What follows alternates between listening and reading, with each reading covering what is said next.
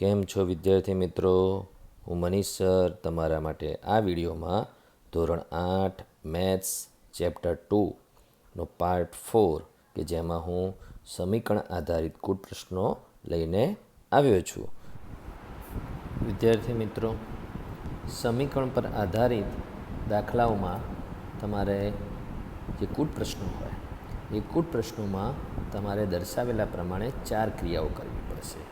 તો શું કરવું પડશે? સૌથી પહેલાં રકમની મદદથી ધારવું પડશે કે કોના માટે એક્સ ધારવું, બરાબર? એ ધારવું પડશે.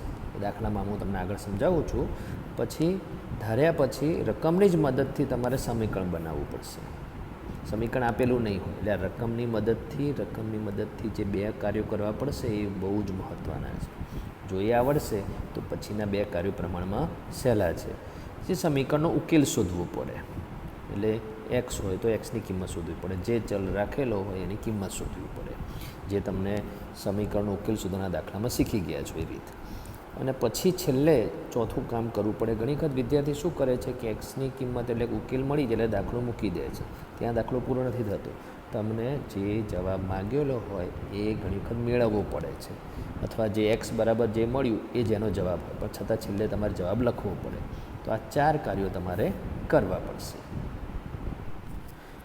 વિદ્યાર્થી મિત્રો, સમીકરણ પર આધારિત કુલ પ્રશ્નોમાં પહેલો દાખલો એટલે ઉદાહરણ નંબર 1, જેમાં રકમ છે સમય સંખ્યા -7/3 બમણામાં એટલે 2 ગણામાં કઈ સંખ્યા ઉમેરતા 3/7 મળે.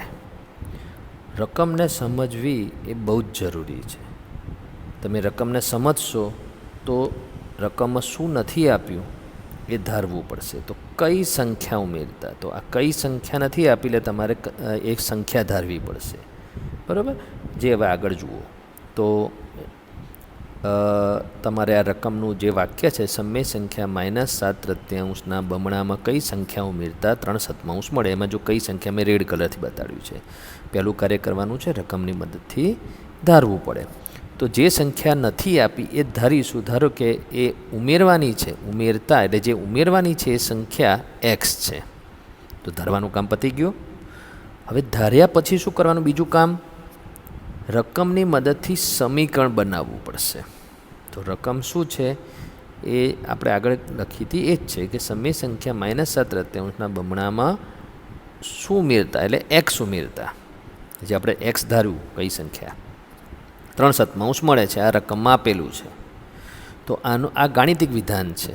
હવે એને સાંકેતિક સ્વરૂપમાં આ રીતે લખાય. તો કોના બમણામાં? -7/3 બમણામાં એટલે 2 ગણામાં.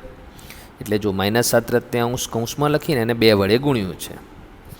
માં એક્સ ઉમેરતા એટલે વત્તા એક્સ 3/7 મળે છે એટલે બરાબર 3/7 થઈ ગયું સમીકરણ.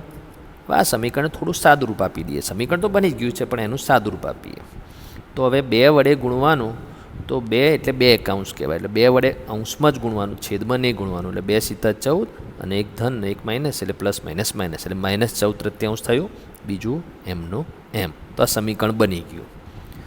તો આ બીજું કાર્ય પૂરું થયું, સમીકરણ બની ગયું. તો હવે સમીકરણ બન્યા પછી ત્રીજું કાર્ય શું કરવાનું છે? તમારે ત્રીજું કાર્ય કરવાનું છે ઉકેલ શોધવો પડે. ઉકેલ શોધવાની રીત તમને ખબર છે. સાઈડ બદલવાની રીત કરો અથવા લસા વડે બધા જ પદોને ગુણો. તો હવે જો અહીંયા 2 જગ્યાએ અપૂર્ણાંક છે. -14/3 છે અને છેલ્લા પદમાં 3/7 છે, એટલે લસા 21 આવશે. તો 21 વડે બધા પદોને ગુણતા વડે રીત કરીશું. તો જેટલા પદો છે બધાને કૌંસમાં લખ્યા, 3 પદને કૌંસમાં લખ્યા અને બધા જ પદની ડાબી બાજુ 21 21 21 લખી દીધા, બરાબર? ગુણતા ખરું પણ ગુણી નહીં નાખવાનું, બહાર લખવાનું, પહેલાં ભાગવાનું. 3 વડે 21ને ભાગીશું તો 7 આવશે. 1 વડે તો 21ને ભગાશે નહીં.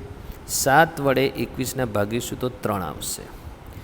હવે આ ભાગાકાર પહેલાં થઈ ગયો. હવે ગુણીશું તો 14 × 7 98 અને પ્લસ માઇનસ -98, બરાબર? આ વચ્ચેનું જે સ્ટેપ છે એ શું લખ્યું? શું વધ્યું? તો 7 વધ્યા અને -14 એમના એમ, 21 અને એક્સ એમના એમ, અને એક્સ એકાઉન્ટને હવે એક્સ લખવાનું, છેદ જતા રહેશે, બરાબર? આ રીત કરવાથી અપૂર્ણાંક સમીકરણ પૂર્ણાંક થઈ જશે. 3 × 3. તો આ સ્ટેપ થશે. તો આ સ્ટેપ પૂરું થવાથી સમીકરણનો ઉકેલ નથી મળ્યો. સમીકરણનો ઉકેલ મેળવવા માટેના 3 સ્ટેપ થાય. હવે એના પછીનો સ્ટેપ કે જે -98 વત્તા 21x બરાબર 9 છે, એમાં એક્સની કિંમત શોધવાની, એટલે -98ને આપણે જમણી બાજુ લઈ જઈશું તો +98 થશે. એ તમને ખબર જ છે, સાઈડ બદલીની રીત પ્રમાણે માઇનસ હોય તો પ્લસ થાય. 98 અને 9નો સરવાળો 107 આવશે. 21x બરાબર 107. હવે 21ને સાઈડ બદલાવીશું તો 107ના છેદમાં 21 ગુણાકાર, 21x એટલે 21 ગુણ્યા x એટલે ગુણાકારમાંથી ભાગાકારમાં આવે. હવે 107 ભાગ્યા 21માં છેદમાં 21 છે તો 21 3ના અને 7ના ઘડિયામાં આવે, પણ અંશમાં રહેલી સંખ્યા 107 ને 3 વડે કે 7 વડે ભગાતી નથી કે 21 વડે બી ભગાતી નથી, એટલે આ એનું છેલ્લું સ્વરૂપ છે. એટલે છેદ નહીં ઉડે, અતિ સંક્ષિપ્ત રૂપ નહીં થાય, એટલે આ સંખ્યા મળી. બરાબર. એટલે જવાબ આપણે ઉકેલ મળ્યો. ત્રીજું કાર્ય પૂરું થયું. 4 કાર્યો કરવાના છે. તો છેલ્લું કાર્ય જવાબ મેળવવો પડે અથવા લખવો પડે. તો આપણો શું માગ્યું હતું? આપણને સૌથી પહેલાં શું માગ્યું હતું કે કઈ સંખ્યા ઉમેરતા. તો આપણને જે છેલ્લો જવાબ મળ્યો 107ના છેદમાં 21 ઉમેરતા 3/7 મળે. એટલે આ જવાબ છે, જેને તમારે શબ્દમાં આ રીતે લખવાનો આન્સર. જે એના આગળના સ્ટેપમાં જે જવાબ આવે છે 107ના છેદમાં, ત્યાં દાખલો મૂકી નહીં દેવાનો. આ છેલ્લું આ કાર્ય છેલ્લે આન્સર લખવો પડે. તો આ રીતે આ દાખલો તમે સમજ્યા હશો. વિદ્યાર્થી મિત્રો, હવે ઉદાહરણ નંબર 2 જોઈશું. બરાબર. રકમ જુઓ. રકમને સમજવા માટે તમારે સમય વધારે આપવાનો. તો 4 કાર્યો કરવાના છે. એ 4 કાર્યો શરૂ કરો એ પહેલાં તમારે રકમને 2 થી 3 વખત વાંચવી અને સમજવી. જો એક વખત વાંચીને સમજી જતા હોય તો પછી બીજી ત્રીજી વખત વાંચવાની જરૂર નથી, પણ તમારે રકમને વાંચીને સમજવી બહુ જ જરૂરી છે. શું રકમમાં લખેલું છે કે એક સંખ્યામાંથી 1/2 બાદ કરીને મળતા પરિણામને 1/2 વડે ગુણતા જો 1/8 મળે તો તે સંખ્યા શોધો. એટલે એ એક સંખ્યા કઈ છે એ ખબર નથી. તો આપણે જે મેં અત્યારે રાઉન્ડ કર્યું એ સંખ્યા નથી જાણતા, તો કોના માટે ધારવાનું હોય? જે ન જાણતા હોય એના માટે. તો આપણે પહેલું કાર્ય કરીશું, જે રકમની મદદથી કરવાનું છે. રકમની મદદથી તો રકમનું આખું વાક્ય છે એ મેં લખ્યું, અને એમાં મેં રેડ કલરથી શું બતાડ્યું છે? એક સંખ્યા નથી જાણતા, એટલે ધારો કે એ એક સંખ્યા x છે. તો સૌથી પહેલાં ધારવાનું કામ પૂરું થઈ ગયું. છતાં આપણે હજુ રકમ પ્રમાણે આગળ વધીશું. તો આગળ રકમમાં શું કહે છે? એક સંખ્યામાંથી 1/2 બાદ કરતા. તો સંખ્યા x છે અને એમાંથી 1/2 બાદ કરો એટલે x ઓછા 1/2 મળે. આટલું ખબર પડી ગઈ. અને પછી રકમ શું કહે છે કે જે મળે છે પરિણામ, તો આજે મેં અત્યારે આ કૌંસમાં કર્યું x ઓછા 1/2, એ પરિણામ કહેવાય. એ પરિણામને 1/2 વડે ગુણતા. તો અહીં લખ્યું છે મળતા પરિણામને 1/2 વડે ગુણતા. તો x ઓછા 1/2 કૌંસમાં લખ્યું કેમ કે આખું પરિણામ છે, એને 1/2 વડે ગુણવાનું છે. એકલા એક્સને નહીં, એકલા 1/2ને નહીં, આખા પરિણામને, એટલે કૌંસમાં લખવું પડે અને એને 1/2 વડે ગુણતા. એટલે કૌંસની બહાર 1/2 લખ્યું એ ગુણતા કહેવાય. તો આટલું મળ્યું. તો ધારવાનું કામ પૂરું થયું. ધાર્યા પછીનું બીજું કામ શું કરવાનું છે? એના પછી બીજું કામ કરવાનું છે સમીકરણ બનાવવું પડે. તો એમાં બી રકમ જ મદદ કરશે. તો રકમનું આ વાક્ય લખેલું છે. બરાબર. એમાં શું લખ્યું છે? એક સંખ્યામાંથી 1/2 બાદ કરીને મળતા પરિણામને 1/2 વડે ગુણતા જો 1/8 મળે. 1/8 મળે છે. તો આ આખું વાક્યમાં જે 1/8 મળે છે એ ક્રિયા કરી એનું પરિણામ છે, એટલે બરાબર 1/8. તો શું ક્રિયા કરીએ? તો જુઓ, આ જે લખ્યું છે એમાં હું સમજાવું છું. એક સંખ્યામાંથી 1/2 બાદ કરી મળતા પરિણામને 1/2 વડે ગુણતા. આ ગુણવાનું ચિહ્ન જે મેં બતાડ્યું એ બતાવવાની જરૂર નથી. ગુણતા 1/8 મળે છે. તો વાક્યને આ ગાણિતિક વિધાન છે અને સાંકેતિક સ્વરૂપ તમે 7મા ધોરણમાં ભણી જ ગયા છો. તો આ રીતે સમીકરણ બની ગયું, બરાબર. તો આ જે સમીકરણ બન્યું એટલે 2 ક્રિયા પૂરી થઈ. આપણે ટોટલ 4 ક્રિયા કરવાની છે, બધી 2 ક્રિયા પૂરી થઈ. ત્રીજી ક્રિયા, હવે જે સમીકરણ આપણે મળ્યું એ સમીકરણનો આપણે ઉકેલ શોધવો પડે. તો આપણને જે હમણાં સમીકરણ મળ્યું એનું એ જ છે. હવે આ સમીકરણની અંદર કૌંસની બહાર 1/2 લખ્યું છે, એને અંદર ગુણીશું.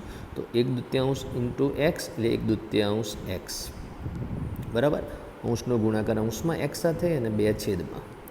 એ હવે આ 1/2 એક્સ સાથે ગુણી નાખ્યું. હવે 1/2 1/2 સાથે ગુણો એટલે 1/2 ગુણ્યા 1/2 એટલે 1/4 આવે અને વચ્ચે માઇનસના માઇનસ, બરાબરના બરાબર, એક જ નો. એટલે આ એ પહેલું સ્ટેપ થયું, સમીકરણનો ઉકેલ શોધવાનું પહેલું સ્ટેપ.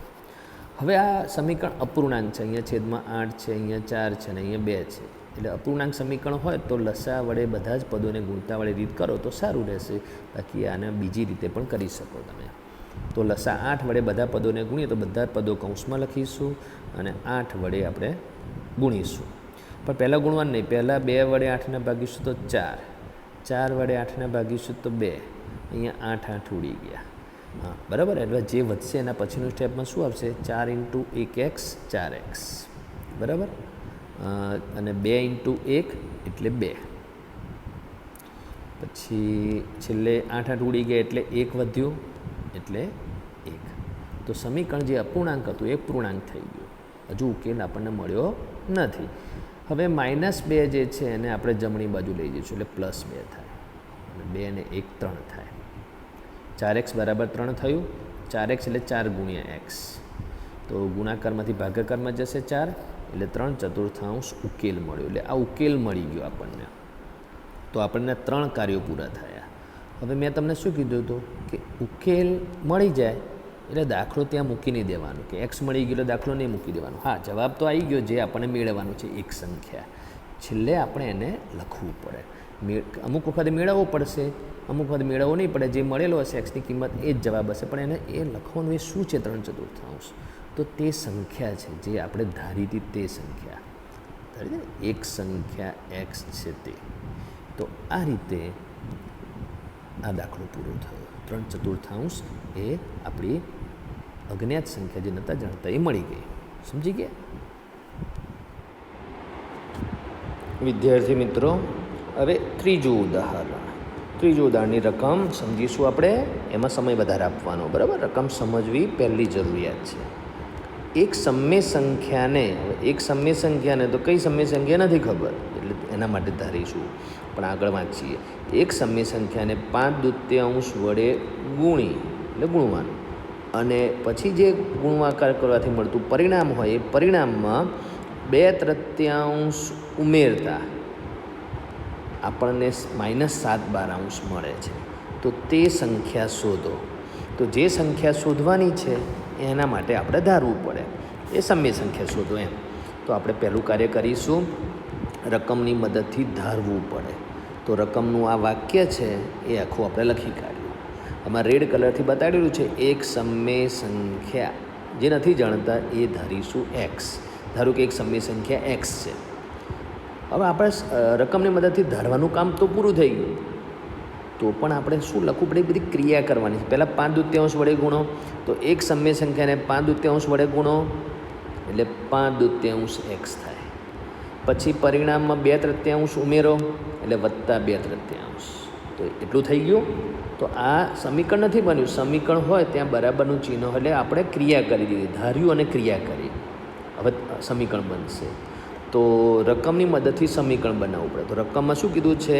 આટલું ક્રિયા છે, આટલે સુધી ક્રિયા છે કે એક સમય સંખ્યા ધારો એક્સ, એને 5/2 વડે ગુણો એટલે 5/2 એક્સ. પછી પરિણામમાં 2/3 ઉમેરો તો +2/3.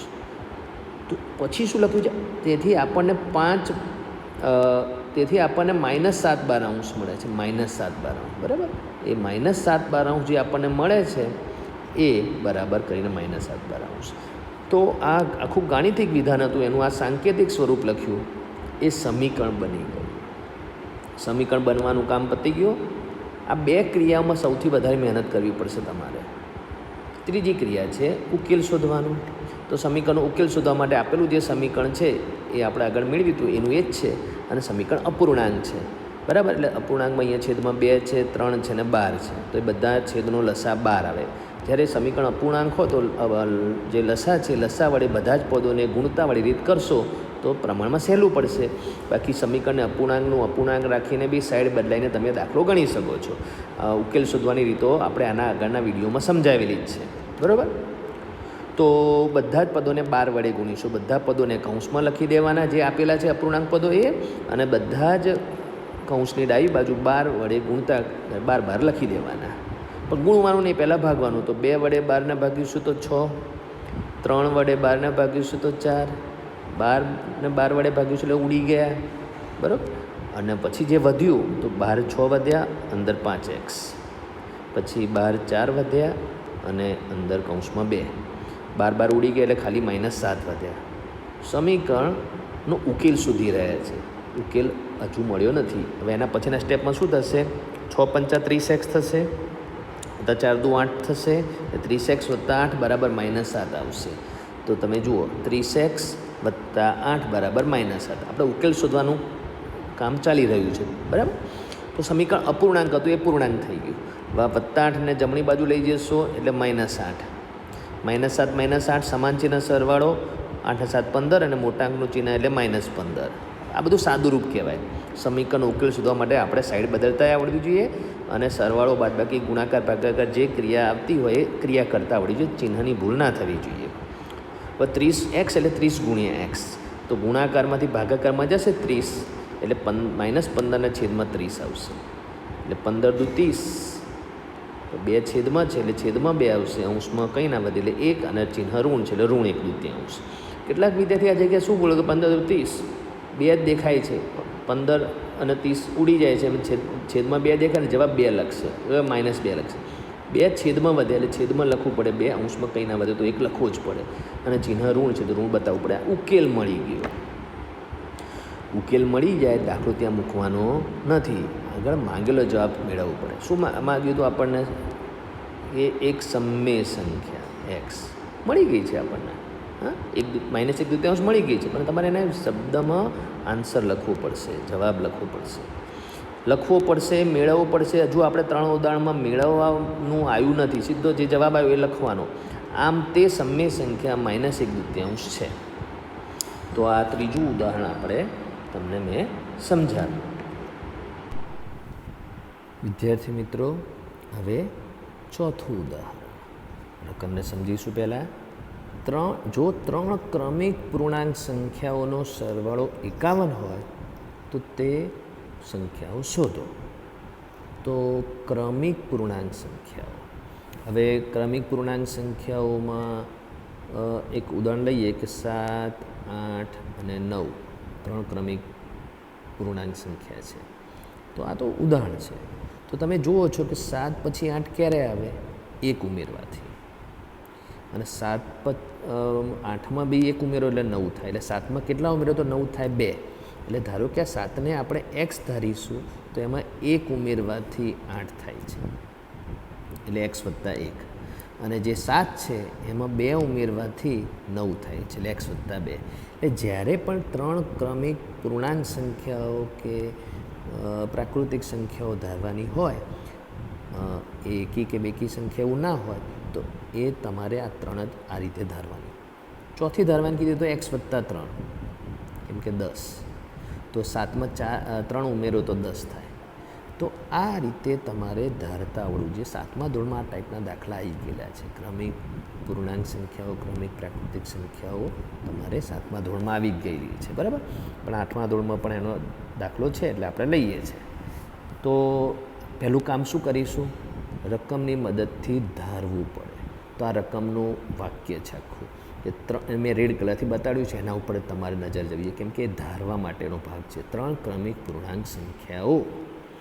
તો એમાંથી પ્રથમ પૂર્ણાંક સંખ્યા ધારીશું ત્યારે ક્રમિક શબ્દને નહીં લખવાનું, કેમ કે પહેલી પૂર્ણાંક સંખ્યા છે એમાં ક્રમિક શબ્દ ના આવે, એટલે x. ક્રમિકનો મતલબ ક્રમમાં. 7 પછી 8 આવે, 15 પછી 16 આવે, એટલે એ 15 પછીનો ક્રમિકમાં 16 આવે. તો હવે દ્વિતીય ક્રમિક, ત્યાં ક્રમિક લખવાનું. પૂર્ણાંક સંખ્યા x + 1. x તો x + 1 કેમ? મેં તમને આગળ સમજાવી રીતે. તૃતીય ક્રમિક પૂર્ણાંક સંખ્યા x વત્તા 2 ધારવાનું કામ પૂરું થઈ ગયું. બરાબર. તો ધાર્યા પછી એના પછીનું કામ શું કરવાનું હોય છે? સમીકરણ બનાવવું પડે. સમીકરણ બનાવવું પડે. તો આ રકમ જ મદદ કરશે. આ રકમનું વાક્ય છે એમાં રેડ કલરથી લખેલું છે ને પણ બ્લેક કલરથી લખ્યું છે શું? કે 3 ક્રમિક પૂર્ણાંક સંખ્યાનો સરવાળો 51 છે. તો પહેલી સંખ્યા, બીજી સંખ્યા અને ત્રીજી પૂર્ણાંક સંખ્યાનો સરવાળો 51 મળે છે.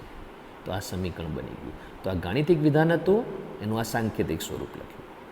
સમીકરણ તો બની ગયું છે પણ આપણે કૌંસ છોડી દઈશું. તો કૌંસ છોડતી વખતે શું ધ્યાન આપીશું? એક્સ કેટલી વખત છે? તો 3 વખત એક્સ એટલે 3x. અચળ પદ કેટલા છે? તો 2 છે. 2 અને 1. તો અને બંને પ્લસ છે એટલે +2 + 1 એટલે +3 અને જમણી બાજુ 51. તો આને સાદું રૂપ આપ્યું. સમીકરણ તો આ બની ગયું છે પણ આ એનું સાદું રૂપ આપ્યું. એટલે સમીકરણ બનાવવાનું કામ પૂરું થઈ ગયું. હવે જે કામ કરવાનું આવશે એ એનો ઉકેલ શોધવાનો આવશે. સમીકરણનો ઉકેલ શોધવો પડે. તો આપણે જે હમણાં સમીકરણ મળ્યું એ જ છે 3x + 3 = 51. તો +3ને જમણી બાજુ જે લઈ જઈશું એટલે -3 થશે. 51 - 3 એટલે 48 થશે. 3x એટલે 3 × x છે. તો ગુણાકારમાંથી ભાગાકાર 48/3 થશે. 48ને 3 વડે ભાગ્યું એટલે 16 મળશે. તો ઉકેલ મળી ગયો. દાખલો અહીંયા પૂરો નથી થતો. હા, જુઓ રકમમાં શું કીધું છે? તો તે સંખ્યા શોધો ને, તે સંખ્યાઓ શોધો. એટલે એક નહીં 3 સંખ્યાઓ શોધવાની છે. આ જગ્યાએ જવાબ મેળવવો પડશે. તો જવાબ મેળવવો પડશે, લખવો સીધો નહીં પડે, મેળવવો પડશે. તો પ્રથમ પૂર્ણાંક સંખ્યા શું ધારી હતી? x. અને આપણને x બરાબર કેટલા મળ્યા? 16. તો પહેલી સંખ્યા 16. દ્વિતીય ક્રમિક પૂર્ણાંક સંખ્યા x + 1 એટલે 16 + 1 એટલે 17. તૃતીય ક્રમિક પૂર્ણાંક સંખ્યા એટલે x + 2. x 16 છે એટલે 16 + 2, 17 + 2 નહીં, x + 2 એટલે xની કિંમત જે મળી હતી એના +2 એટલે 16 + 2 18. તો 16, 17 અને 18 આ 3 સંખ્યાઓ આપણને મળી ગઈ. હવે તમને 7મા ધોરણમાં તો આ રીતે કહેવામાં આવ્યું જ હશે કે આ વ્યવહારુ દાખલો અથવા કૂટ પ્રશ્નોમાં તમને જે જવાબ મળે એ તમારો જવાબ સાચો છે કે ખોટો એનો તાળો પણ તમે મેળવી શકો. તો તાળો મેળવવાનો દરેક દાખલામાં તમારે જરૂરી નથી, પણ તમને શંકા જાય તો તમારે મેળવી લેવાનો. તો આપણે આમાં તાળો મેળવીશું, જે આપણે પરીક્ષામાં બતાવવાનો જરૂર નથી, પણ આ તાળો એ તમને તમારો દાખલો સાચો છે કે ખોટો તે ચેક કરવા માટે છે. પહેલી સંખ્યા 16, બીજી સંખ્યા 17 અને ત્રીજી સંખ્યા 18, એ ત્રણેયનો સરવાળો કરો. ચલો આ ત્રણેયનો સરવાળો કરો, કેટલા મળે છે? તો જો 16 અને 17, 16 × 32 = 33, બરાબર. 33માં 8 ઉમેરો એટલે 41, 41માં 10 ઉમેરો એટલે 51 = 51. તો રકમમાં શું કીધું હતું આપણને? રકમમાં કે 3 ક્રમિક પૂર્ણાંક સંખ્યાનો સરવાળો 51 મળ્યો. 51 આપણને. તો આ જે છેલ્લે કાર્ય કર્યું એ આપણે તાળો મેળવવાનું કામ કર્યું. તાળો મેળવેલો બતાવવાનો હોતો નથી, પણ આપણે ચેક કરવાનું કે આપણું સાચું છે કે ખોટું છે. સમજી ગયા? ઓકે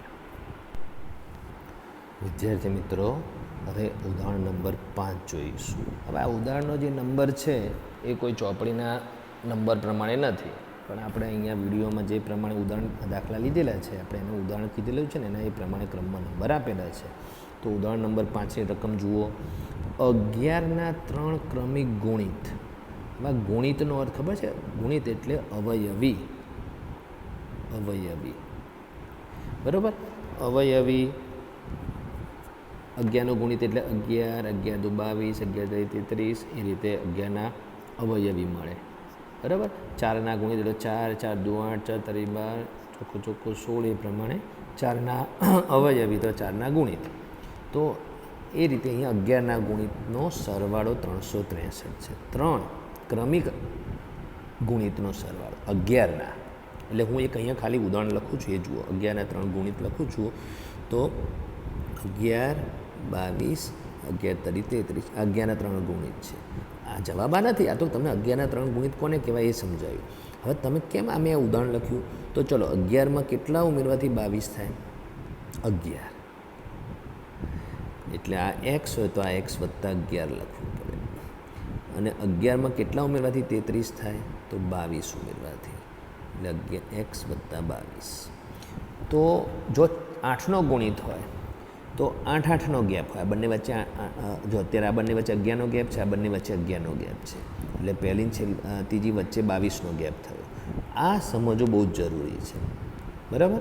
તો આ સમજશો તો ધારવામાં તમને વાંધો નહીં આવે. તો ચલો આગળ જોઈશું. સૌથી પહેલું કામ શું કરવાનું છે? રકમની મદદથી ધારવું પડે. તો રકમ જુઓ, એમાં રેડ કલરથી બતાવ્યું છે કે 11ના 3 ક્રમિક ગુણિત, બરાબર. તો એમાં 11નો પ્રથમ ગુણિત એક્સ ધાર્યો, તેથી 11નો દ્વિતીય ક્રમિક ગુણિત એક્સ વત્તા 11 થાય, તેથી 11નો તૃતીય ક્રમિક ગુણિત એક્સ વત્તા 22 થાય, બરાબર. એટલે 11 ઉમેરતા જવાનું, એટલે એક્સમાં 11 ઉમેરો એટલે એક્સ વત્તા 11, એક્સ વત્તા 11માં બીજા 11 ઉમેરો એટલે એક્સ વત્તા 22. તો આ રીતે 11ના ગુણિતને આપણે મદદથી ધાર્યું. તો ધારવાનું કામ પતી ગયું. હવે આગળ સમીકરણ બનાવવું પડે. તો રકમની મદદથી સમીકરણ બનાવવું પડે. તો સમીકરણ બનાવવા માટે આ રેડ કલરથી લખ્યું છે ને, બ્લેક કલરથી શું લખ્યું છે? સરવાળો 363 છે એ ત્રણેય સંખ્યાઓનો. તો એક્સ વત્તા 11 અને એક્સ વત્તા 22નો સરવાળો 363. સમીકરણ બની ગયું. હવે ખાલી એનું સાદું રૂપ આપ્યું છે કે એક્સ કેટલા છે? તો 3, એટલે 3x. 11ના 22 કેટલા? સરવાળો 33, બરાબર 300. સમીકરણ બની ગયું, બરાબર. હવે એના પછી ઉકેલ શોધવાનો. સમીકરણ ઉકેલ શોધવા માટે આપણે જે સમીકરણ મળ્યું તે જ છે. 33ને જમણી બાજુ એટલે -33. 363માંથી 33 બાદ કરો એટલે 330. 330ને 3 વડે કેમ ભાગવાનું?